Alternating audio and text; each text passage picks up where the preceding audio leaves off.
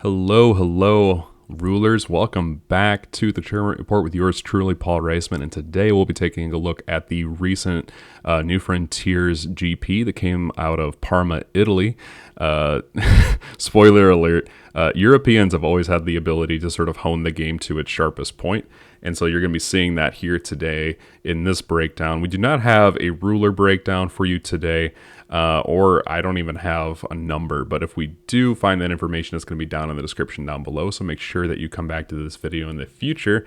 We will be sure to post it in the future as well if we have any of that information. So without further ado, this happened just this past week. And if you're new to this website, it's foullibrary.com. Shout out to Denius for just an amazingly upkept website. Totally different.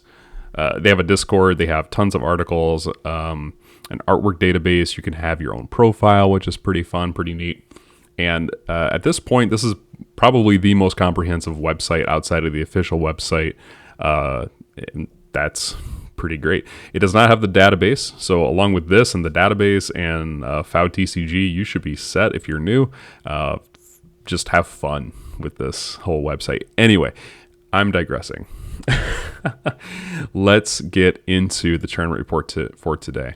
So first of all, I just want to say shout out to Isaac Rancic for winning this event with Moojdart Feithsing.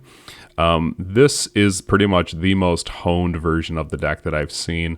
I also recognize it looks a lot like Brandon Bremont's list because it has things like Duet of Darkness. It has a couple of Dark Alice's Smile in the main board so that you can win the control matchup or even in the mirror. But it's also running Necronomicon Barrier. This is a really good card for stopping your opponent's Prisia enter effects, which is why I think, obviously there's some value in this card being played, even more than two ofs maybe, perhaps.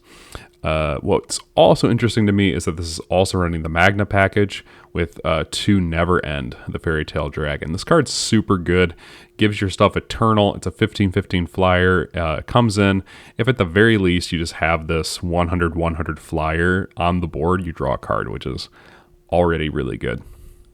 One last thing we need to talk about, though, is the fact that you're going to be seeing a lot of Almerius in the sideboard. The reason is for the Violet matchup and any of the other aggressive burn strategies that we've seen in the past. Pretty much Almerius is the one reason why I think Violet, along with the control package in this particular list,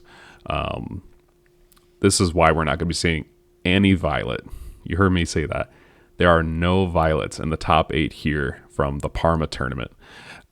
That's really powerful. The fact that Almerius itself just kind of creeps that right out of the metagame, and you can just side into her basic package, right? Final Stance, Flame of the Outer World, just to be able to essentially just stop any of their plays. You're also going to notice that there's a significant lack of Rhea in the sideboard, and I think that's because Rhea does not set up the field in the same way that it used to, which I think is really interesting. You'll have to tell me if you agree with that or not, but at this point I think Rhea is either dumping Sigurd or in general it's just dumping your Final Stance or whatever you want, but Prisia has a much better way of getting your Sigurd out at this point, just because of how easy it is to swarm the field and just win from there. Mikage Rhea has been kind of power crept by Prisia.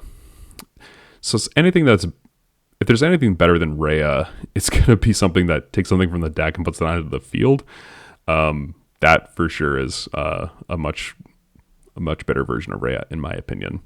You're also going to be seeing like little, just tiny text in here, like Alvarez the Demon Castle enters, gives you a couple of flying tokens for 2/2s to swing in, but it also makes so that your opponent's non-darkness J resonators are -2/-2, which can be relevant as well. So like there's a lot of really interesting things going on in this list, and I would say this is probably the most honed version of the Feithsing Moojdart list that we have at this point. And of course you're playing Lykeion. This is the reason you're playing this deck. Free chants are still really good, which is why I think we saw it in the top 2 So Lorenzo Pisoni also got into the top 2 with this list. Obviously playing a lot more Lumias in the European list. I'm just seeing that a lot more. And then third place is Benjamin Vanner.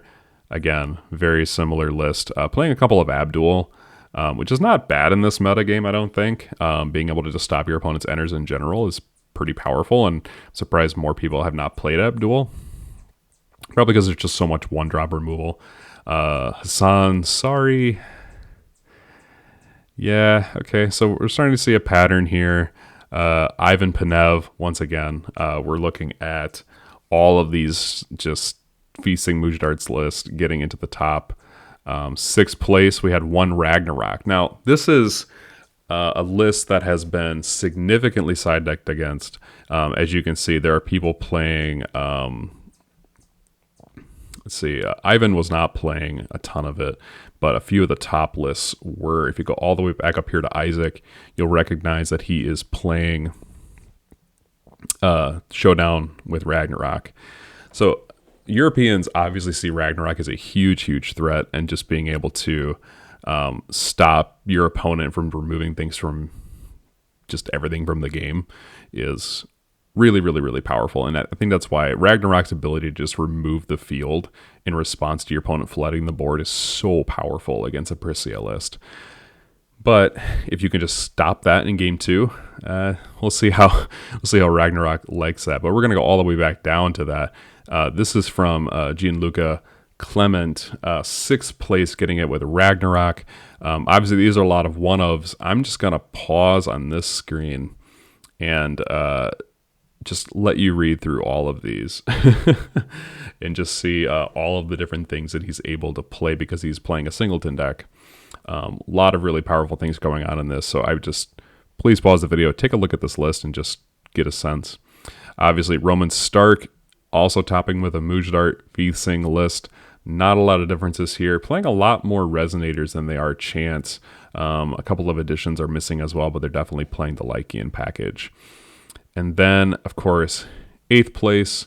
It's a different deck, technically, but it's Almeria's Feithsing, and they're siding Moojdart. So, not really that big of a difference.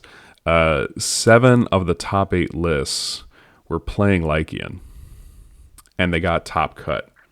So then we have to have a conversation about, what is the stance of Lykeion with this much of a conversion taking place, with the exception of Gianluca Clement's Ragnarok list.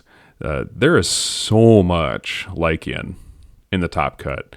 I mean, I'm just scrolling up through the list right now, and if you can catch it, there are just so many Lykeion decks that are being placed.